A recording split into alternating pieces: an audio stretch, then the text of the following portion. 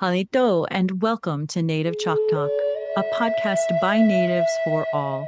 Here we're keeping our Native ancestors' stories and history alive, while also sharing with you our Native culture, traditions, and more. I'm Rachel Youngman, a Choctaw originally from Anadarko, Oklahoma. I hope you'll enjoy this journey with me as we learn from our Native American guests. And I hope you'll do me a favor. Feel free to like and share these episodes. I so appreciate it. Yakuki.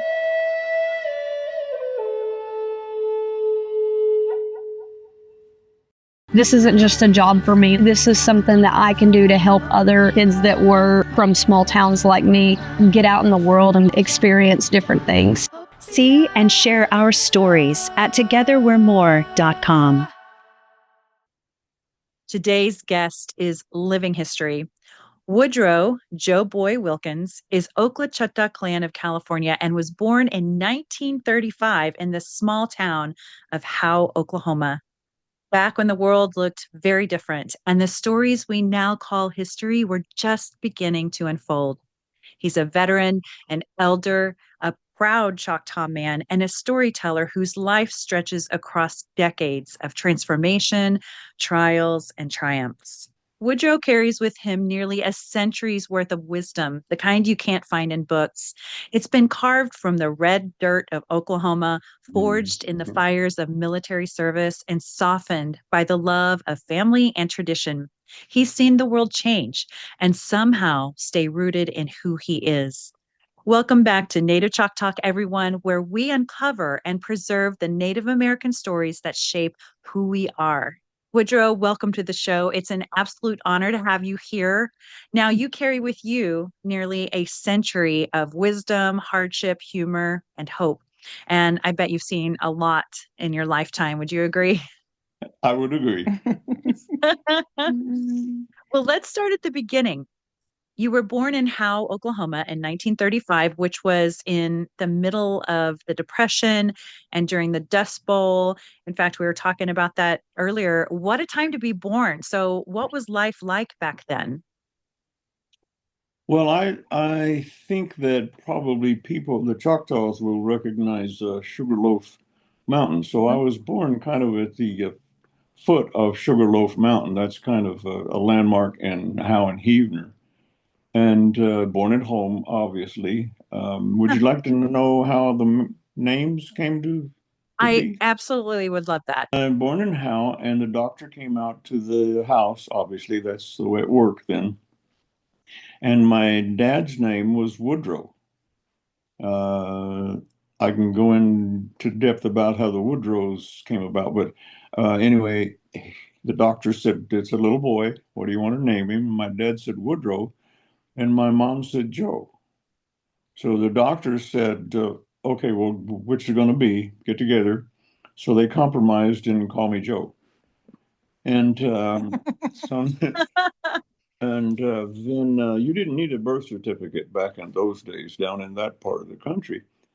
So later on, when World War II started and the men began to go into the service, my dad went in the army, and my mother moved to Tulsa, Oklahoma, to work in a defense plant. That's where all the women were moving into the men's jobs. So she moved up there, and then she sent for me. I was staying with my grandmother. And when I got there, the school wanted a birth certificate. So she sent back to Oklahoma for the birth certificate. Lo and behold, I was not Joe, I was Woodrow. So en route What back a to way to find the out. one back to the doctor's office, apparently Dr. Dean couldn't figure out which one it was, so he just put Woodrow. So that's how the Woodrow came about. What a So technically, story. on all my like military papers, etc., bank accounts, it's Woodrow. Can I say something at this Yeah, point? actually, to our listeners, Amy is Woodrow's daughter. And so she's going to be with us on a subsequent episode as well. But she's here along for this ride. So, Amy, feel free to chime in anytime. Well, I just wanted to say that Dr. Dean was a pretty famous doctor in the area, and he did all the doctoring for the coal miners Okay. and all the whole community. So uh, I went out there to Howe and my adult life, and his house is still there. least it was then. His Oh, house was was it? still standing in house. So, yeah, Dr. D. Wow. Yeah. A lot of coal mines down in there. Are you from Oklahoma? Or are you? I am. I'm from Anadarko, Oklahoma. Okay. Okay. There's a lot of coal mines in that area. I don't know if that was you were aware of that or not, but that the hill that I like to play on was had some coal mines in it, and it was always nice and cool in the summertime. You could go up there and stand in front of those shafts, and the cool air would come out What? of there to cool you off. We didn't go in much because it was Yeah. other critters like this go in there also. So, Snakes. yeah. Yeah, those Oklahoma snakes, that's the real Uh-huh. deal. Did Yep. you were the coal mines operating at that time still? The only thing was there was a little old man that went by every day with an old mule, and he still worked some of a mine in there and was digging just enough coal out, I guess, to a subsistence just to live on. And he's always covered, obviously, with coal dust and everything, but he would go by the house in the evenings with that old mule every day. So, Oh my so gosh, what a the but story. but they were not in operation anymore. So, Yeah. Do you know if those were the Choctaw coal mines that had been built a long time ago with the Choctaw? Yeah. Okay.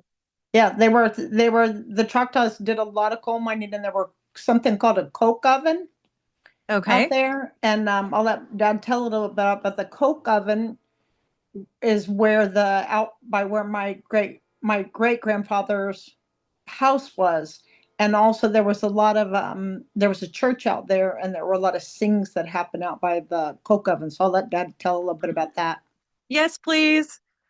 well, the Sings kind of went on all night. They weren't, they didn't just come out until the sun went down, but they would last all night. And I can remember they tied ropes, I guess, up in the trees and for swings. Hmm. And us boys, the kids would just swing in those on those ropes. We didn't have a seat or anything, but it was an all night thing. A sing was, and it was That's amazing. just Yeah, she's beautiful. uh, They'd sing hymns and So uh it was Choctaw yeah, it gatherings, I was, Choctaw. assume, right? it Yeah. was. Oh my And it's gosh. one of his earlier memories and uh of those things. And I still have heard of them in the modern times too. So I thought that was really, really fascinating. Interesting. He said it'd be hot, so they'd be outside the church and probably under one of those. They used to make a arbor. Brush Arbor. Yes. Yeah, brush arbor. Yeah. Wow. And that's very ancient Choctaw. The brush arbor is a very ancient Choctaw tradition. So, My family members, we have stories of my family's gathering at these Choctaw church meetings. And there was some mm. drama that happened once when one of my ancestors' house was burned down by an assistant posse back then. And someone ran to the church meeting and said, Joe Coley, your house is on fire. Oh, Oh Um, man. there was definitely a community thing, right? I mean, did you feel yeah, that? yeah, yes. Yeah. And in your Yeah. lifetime, I know that you moved away at some point. So, but when you were living there, um, I assume they had been going on a long time. They continued going on for a long time. Do you know when they stopped having them? No, I really don't. Weren't they still going on when Well, to a degree? I mean, I think they still happen because one time when I was there in 2012 with some, uh, was it 2012? Yeah, 2012 with some family members, an old guy who was probably 100 years old asked one of my nieces, "Do you want to go to a sing?" And Oh my goodness. she just thought he was flirting with her. She told me later, she goes, "Oh, that old man asked me if I wanted to go to a sing." And I'm like, "Oh my God, Rachel, And you didn't yeah, say I'm yes. gonna go." Yes, I know. What? I would But give it was anything to do that. but it was he was selling what he was with the guy who was selling watermelons out of the back of a truck, and she Oh didn't my know what that was. goodness. So I know they were at least going on in 2012. But but yeah, Wow. well, I love that memory that my dad has. He doesn't have a lot of memories of Choctaw stuff because he mostly lived with his grandma. Yeah. But that's one of his really vivid memories of that time. So. And the Choctaws come out here to California. They'll be out here, next month. They bring some buses, and the chief usually comes, Nice. and we have a gathering there in Bakersfield. So Yeah. I my love son and that. I, yeah, So yeah. we're still gathering. And Absolutely. we're still gathering. We're still singing and dancing. Yes, So of do you remember course. the wild onion things and Wild onion poke dinners. poke salad? Yep. Hmm. You had poke salad? I have not had that. Ah. You tell her about your grandma teaching you how to Oh, eat. I played in those hills. It was an absolutely marvelous, idyllic way for a little boy to grow up. I was I completely bet. free. I was out of the house Wow. in the morning and up in those hills, and I had the whole run. But she would tell me, okay, now when this looks like this, you let me know. And Hmm. for instance, poke salad, she said, now when it's up about this high, this tall, you let me know. And I would watch for it and I would say, Grandma, it's poke salad's ready. And she had a dish pan and a little paring knife that was her favorite. And off we would go up there to cut poke salad. Amazing. And then it usually we killed a hog.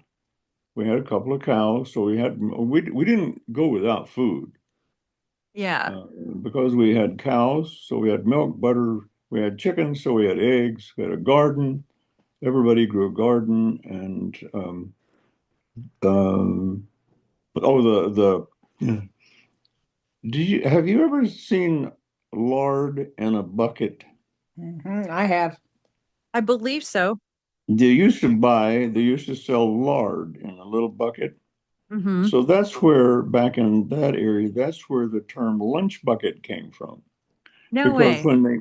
when they emptied the lard out, they cleaned that up, and that was what the kids carried to school to carry their lunch in. Oh, makes sense. Lunch bucket. So Ah, it was actually a bucket. I But did not know that. Oh my gosh.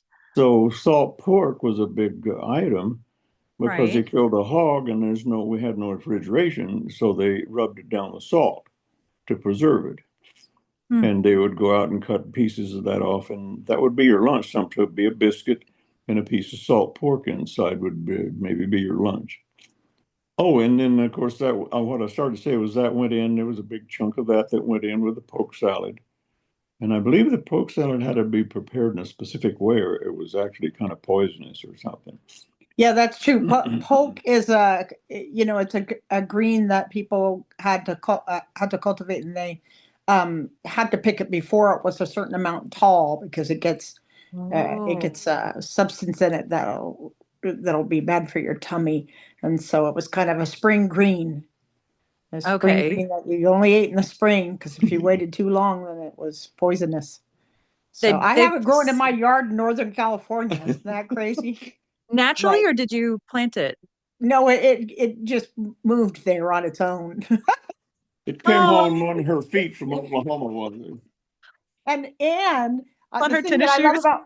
love about poke is that it shows the innovation that people had at that time to eat a plant that it took some knowledge. I won't eat it Yeah, because I haven't ever seen anybody show me how to prepare it correctly. But right. when I went to Naniwaya in Mississippi, it was growing on top of the mound. And Oh, so I just amazing. have a real affinity for that plant because, I feel like it's part of Yes. my history and yet it grows in my yard under the redwood trees of Northern Just California. naturally. Yeah. That's Yeah, there was beautiful. from the coal mines, there was an old slag heap across the road from where we lived, and the poke salad happened to really like that across there. So my grandma and I'd go across there, and she'd pick poke salad. Excellent. Now, is this Grandma Pearl or is this Yeah. Yes, the now other grandma? Okay. this was my maternal side, so this is the white side of I mean, this half. Pick a half. Is it the top half or the bottom half of you? It's the pretty half. Pretty Goodness. um Well, another thing is that we were talking about was wild onions. Mm. yeah. And we have those growing in my yard in Northern California too. They look a Oh little different. wow. The poke and the onions look a little bit different, but I can pick I Yeah, can't pick onions, wild onions, and have my wild I love onion that. dinner. Must have How followed cool you is that? home from Oklahoma. You had interesting ways of preserving foods. As I said, you salted Mhm. stuff down. And cabbage, they grew a lot of cabbage, which they made sauerkraut out of. Okay. And but when it was in the churn, they put it in the milk churn, which was porcelain, and they would put it in there to ferment. And I used to like to go in before it got completely soft. When it was still crunchy, I used to like to go Mhm. and dip in there and get the cabbage, which was becoming sauerkraut, out of there. So Okay, sauerkraut, interesting. biscuits, and salt pork. And we were just talking the other day about how they grew turnips and radishes and in the garden, and they had a purple radish that they grew. Yeah, Okay. now purple radishes are California cuisine, but Ooh, that's so fancy. It sounded like y'all were totally self-sufficient out there, but did you have stores that you'd go into town to get things or It was gasoline or anything? it was actually called Wagon Day, and the term came because on Saturdays that was the day everybody went to town, and you bought the things that you couldn't grow on Saturday. So everybody went to town on the same day, and there Fun. were probably 60, 40 uh, automobiles when I was growing up, but there were still a lot of people that came in their wagons. Hmm. And the kids got to go to a Western movie, and then they shopped. Something interesting about they would buy some. The chickens were free range, obviously, but they bought some supplements. And there was Okay. for instance, Purina would have a pattern on their sacks, and you tried to get back and get another sack of the same pattern, and that's what they made clothes out of. Oh, So, the dresses. What so did they call those? Sack flour sack dresses. flower sack dresses. So neat. And then in the 70s, they had a brand called Gunny Sack, remember? Yes. Gunny sack Well, dresses, that's what the actually. original Gunny Sack dresses were made out of real Right. gunny And the people of the older generation were like, "Are you kidding me? Like people are buying sacks. those now?"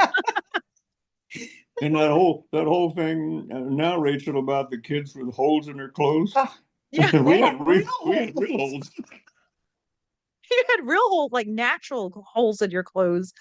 Well, you mentioned your grandma Pearl and how she was non-native, yet it sounded like she was influenced by the area that she lived in with the polk salad. I assume that's more of a Choctaw thing, or maybe it's not.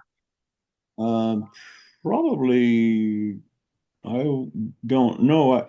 We have, it might be for another time, but we have some interesting theories about why I went to her to be raised as opposed to my Oh. dad's brother and wife to be raised. That possibly at that time they were kind of hiding me. So one thing is that you know, because he was half Indian, and it was a time of decline for natives, and there were less and less of them, more and more whites in the area. And of course, the 1920s, we have in our history that really bad murder, but that was going on all over in Oklahoma in the 20s. So, this is 15 years later. Yeah. And they may have felt that he had a much better chance of making it if he was raised in white culture rather than Choctaw culture at that time. So we kind of surmise that not only because his grandfather was gone, but his father ended up moving in with the Joneses, and that's how he met my dad's mom, Emily. Okay. And so we think maybe they were kind of just shifting that direction for protection, Mhm. Yeah. and to get him raised. So he has some memories of speaking Choctaw when he was little. I'll let you tell. He can tell about, but they didn't really emphasize the Choctaw culture. His grandma died before he was born, so both his grandma and grandpa were passed away. So On the paternal on the side. paternal On the side, on his paternal side. Choctaw side. Okay. So Wow. What a anyway, history. yeah, This is but you can fascinating. you're kind of guessing, but Yeah. Yeah. yeah. I have Killers. to say, I feel like I'm stepping back in time with this conversation, and yet you look like you're, I don't know, 65 years old. This is bizarre. I, I heard you were a delightful person. I heard her husband really likes you. I know why. I'll take it.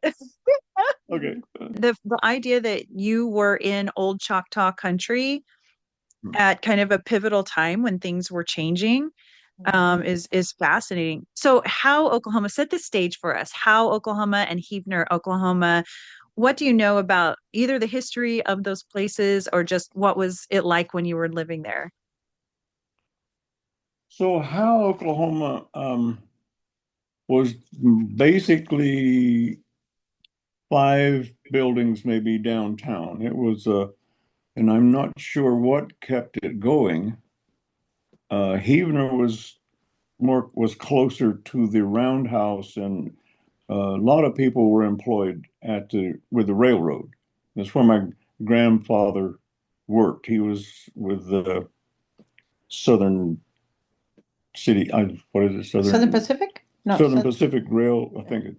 In other words, he worked for the railroad. So we Hmm. did have revenue coming in, and maybe that's one of the reasons they left me with my grandmother, because he did have a job. Okay. So, where was I headed with all well, that? that's on Oh, the Jones side, and Yeah, A lot of the Joneses worked for the railroad, so that was his yeah. mom's side of the family and his grandma Pearl, and like I said, his dad Woodrow came to live with them at some point, and work for them, and we don't really know the how that came to be, but that's where he met Emily. So those two families merged at that point, and yeah. then my daddy was born out of that out of that confluence. And yeah, Yeah. so they were working the railroad, and his grandparents on the other side were not there, so he did have an Uncle Jeff. And um he does have a few, like there is one memory that I would like him to tell about going to the hospital and speaking Choctaw at the Ooh, when he was real little. So tell him about that. Oh, yeah, yeah. let's hear it. The Choctaw words that I know were words mostly about food, because that's where I would hear it around the table. So, shukshi, the Pulaska, bread, milk, etc. But I'm not sure why I was in the hospital, but I'm sure it was in probably Tallahena. Yeah. But I had to go to the bathroom, and I was really small, really little, and I kept telling this nurse in Choctaw that I had to go to the bathroom, and she didn't know what I was saying. But there was another little Choctaw kid in the same room, and finally, it got to the pressure built to the point where I got loud. And I said, I have to show my. And the little kid knew what it was, and he fell between the bed and the wall laughing. And I can remember them going over there and pulling the bed out and dragging him out. What does he want? And he said, he wants the bread pan. We communicated some, and Choctaw, maybe delicate circumstances and It's stuff. done. Right, right. Do you think you were fluent then? I Wow, that's Yes, I interesting thought. can't answer Interesting that one thought. out. Well, you were definitely around it Probably enough to have picked up one. on at least a few words. Like we said, our guess is that they were kind of trying to move him away from that. You're aware that obviously, Rachel, that they beat the socks off of you for speaking Choctaw, Yeah. for speaking your native language in the schools there. Right? It wasn't So allowed. true. Yes. So However, true. I am quite fluent in German. Go figure. So obviously he could have learned Choctaw because he learned German, and Right. And that's not an still easy language. No. he can still like converse lightly in German after all these years. This is so Oh, crazy. ich spreche Deutsch auch ein bisschen. Ich auch.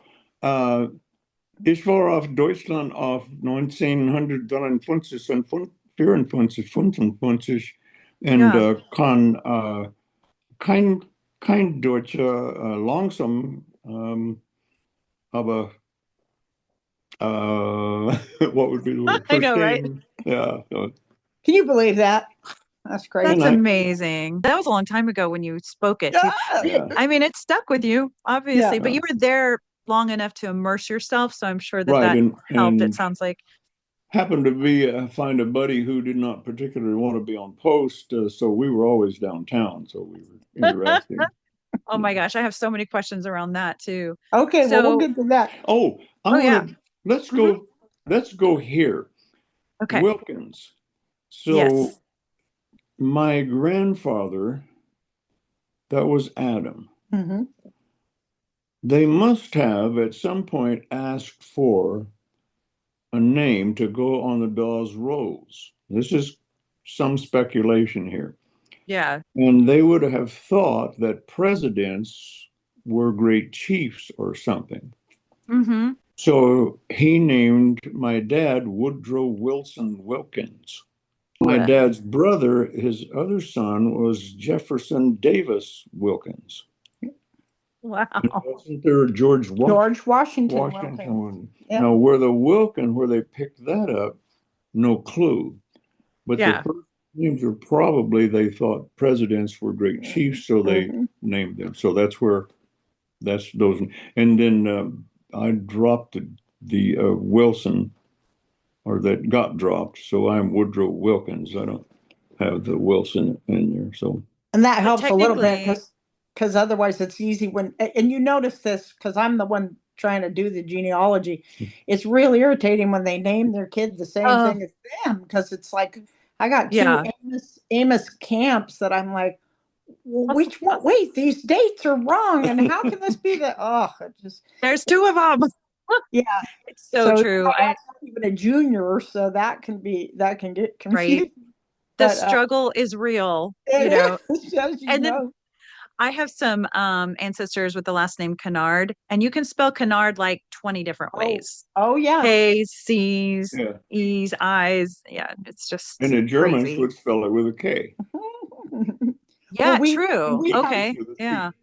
we have his grandma was Liffy, and I've seen it spelled Liffy, Liffie, Oh, and I've even seen it where I think it might be a derivation of Elizabeth because there seems to be one record of her oh, with the name Elizabeth instead of Liffy.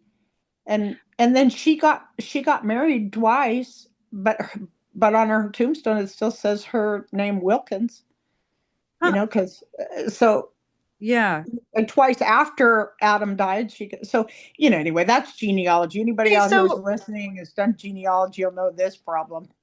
give us a call. Give us a call. Yeah. So, We know your well, that's pain. interesting because my great great grandmother, this one, Uh-huh. when she died, she went by her first husband's last name and she got married like 6 or 7 times. So I Yes, wonder if there was some kind of Choctaw thing about maybe. that or Maybe that's interesting because I thought that was yeah, curious that her, yeah. What is that? that she returned to that name. I Hmm. don't know. And yeah, so and she wasn't even particularly happy with that marriage according to according to the records. So, Right. And yet she put that name on her. Yeah. That's so so who knows? bizarre. Who knows? Maybe But we found a pattern. yeah, maybe we'll, Well, my mom's name was Emily, so she spelled it Emily, Emalie, and then she Oh, separated it into two words sometimes, no. Emma and then Lee. And Lee. we did have a Lee Jones in the family, so who knows? who knows? We just bounced. And Yeah, then there's my name. So. yeah. Stay tuned for part 2 of this series. Thanks for listening to Native Chalk Talk. Be sure to join our community on YouTube, Facebook, Instagram, and Twitter, and check us out at nativechalktalk.com. Stay tuned for the next episode. You're going to love it. Yakoki. Thank you, my friends.